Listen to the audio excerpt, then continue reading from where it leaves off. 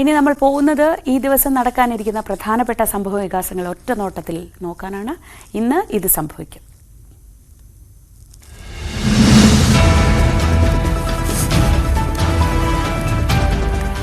ഡൽഹിയുടെ പുതിയ മുഖ്യമന്ത്രിയെ ഇന്ന് പ്രഖ്യാപിച്ചേക്കും. നിയുക്ത എംഎൽഎമാരുടെ യോഗത്തിന് ശേഷമാവും പ്രഖ്യാപനം. പുതിയ സർക്കാരിന്റെ സത്യപ്രതിജ്ഞ നാളെ.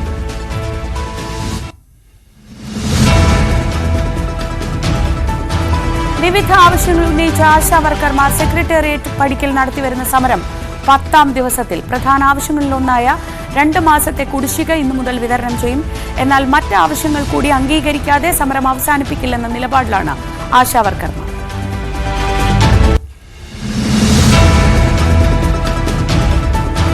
ബ്രൂവറി, സ്വകാര്യ സർവകലാശാല, കിഫ്ബി റോഡുകളിലെ യൂസഫി വിവാദങ്ങൾക്കിടെ നിർണായക ഇടതുമുന്നണി യോഗം ഇന്ന് തിരുവനന്തപുരത്ത്.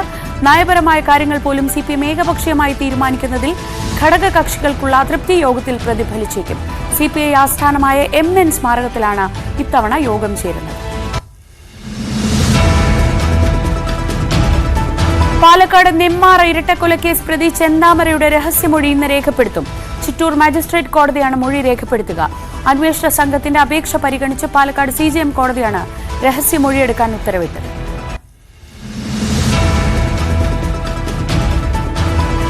മുഖ്യ തെരഞ്ഞെടുപ്പ് കമ്മീഷണറായി ജ്ഞാനേഷ് കുമാർ ഇന്ന് സ്ഥാനമേൽക്കും. 2023 പുതിയ നിയമമനുസരിച്ച് നിയമിതനാകുന്ന ആദ്യ മുഖ്യ തെരഞ്ഞെടുപ്പ് കമ്മീഷണറാണ് ജ്ഞാനേഷ് കുമാർ. തെരഞ്ഞെടുപ്പ് കമ്മീഷണർ നിയമനത്തിനെതിരായ ഹർജികളിൽ സുപ്രീംകോടതി ഇന്ന് വാദം കേൾക്കും.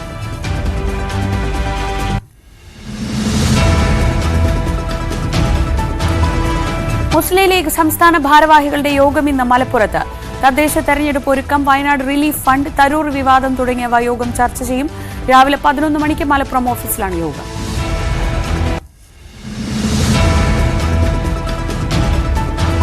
SFI സംസ്ഥാന സമ്മേളനത്തിന്റെ പ്രതിനിധി സമ്മേളനത്തിന് ഇന്ന് തുടക്കം. ഇന്ത്യയിലെ ക്യൂബൻ സ്ഥാനപതി പ്രതിനിധി സമ്മേളനം ഉദ്ഘാടനം ചെയ്യും. മുഖ്യമന്ത്രി പിണറായി വിജയൻ പങ്കെടുക്കും.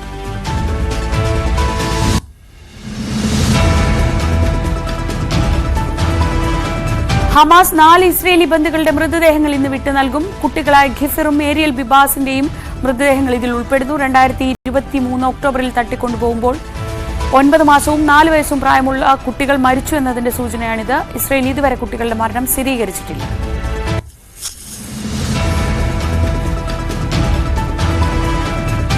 ICC ചാമ്പ്യൻസ് ട്രോഫി ക്രിക്കറ്റിന് ഇന്ന് തുടക്കം. ആദ്യ മത്സരത്തിൽ പാകിസ്ഥാൻ ന്യൂസിലൻഡിനെ നേരിടും.